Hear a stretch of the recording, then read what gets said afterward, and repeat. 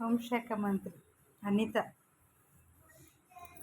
ఏదో traffic clear చేసిందని ఇద్దరు దంపతులకు ఇంటికి పిలిచి సన్మానించావు, అంతవరకు బాగానే ఉంది.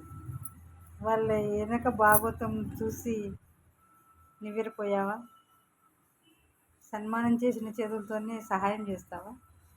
ఆమె నిందితురాలు ఆల్రెడీ సస్పెండ్ అయిపోయి బయటకు వచ్చి ఏదో అట్లా ఫేక్ క్రియేట్ చేసి ఆ ట్రాఫిక్ను అట్లా యాక్టింగ్ చేసి ఏదో మెప్పు పొందాలని చూసిందా, లేకుంటే యూట్యూబ్లో పెట్టుకొని లైక్స్ అవి వ్యూయర్స్ ఎక్కువ రావాలని అనుకున్నదో తెలియదు.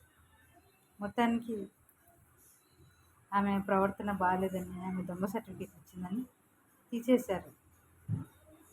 అంతవరకు తెలిసింది. తర్వాత ఏమవుతుందో మరి ఆమె పరిస్థితి. హోంశాఖ మంత్రి ఏమన్నా హెల్ప్ చేసి ఆమెను ముందుకు నడిపిస్తుందా?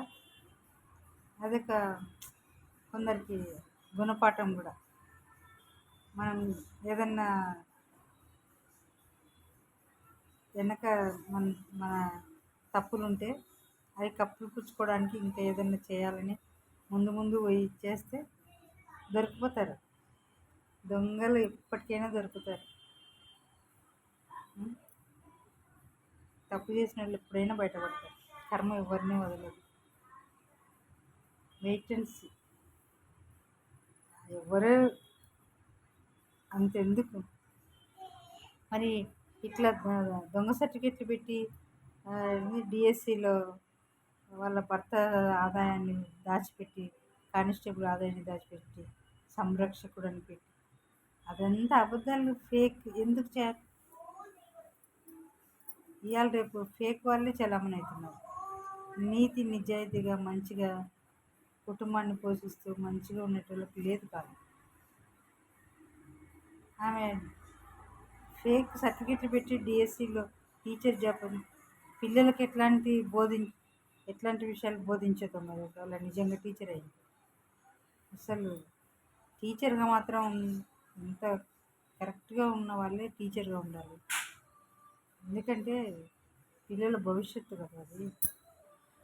అలాంటి వాళ్ళని ఎవరిని క్వశ్చన్ చేయరు, ఇట్లా ఎందుకు చేసినావు అని. చూడడం లైక్లు కొట్టడం అంతే తెలిసింది. ఇప్పుడు చూడు ఆమె ఎన్టీవీలో చూపిస్తున్నారు ఆమె గురించి క్లియర్గా. హోంశాఖ మంత్రి వివరాలు తెలుసుకోకుండా ఏదో ట్రాఫిక్ క్లియర్ చేసింది కదా అని ఇంటికి పిలిచి చేసింది, సన్మానించింది.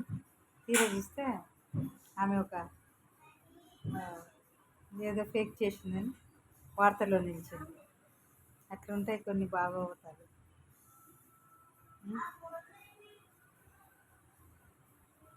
మంచి చేసే వాళ్ళకు అట్లా ఇవ్వరు. ఏదో 100 తప్పులు చేసి ఒక్క మంచి పని చేస్తే వాళ్ళని ఎత్తికెక్కిస్తారు, అటకెక్కిస్తారు. ఉన్నారు అట్లా చాలామంది ఉన్నారు. దొరికినోడే దొంగ, దొరకనోడు దొర. అట్లుంటుంది సమాజం. అనిత ఏం చేస్తుందో చూడాలి. హోమ్ మినిస్టర్ అనిత ఏం చేస్తుందో చూడాలి.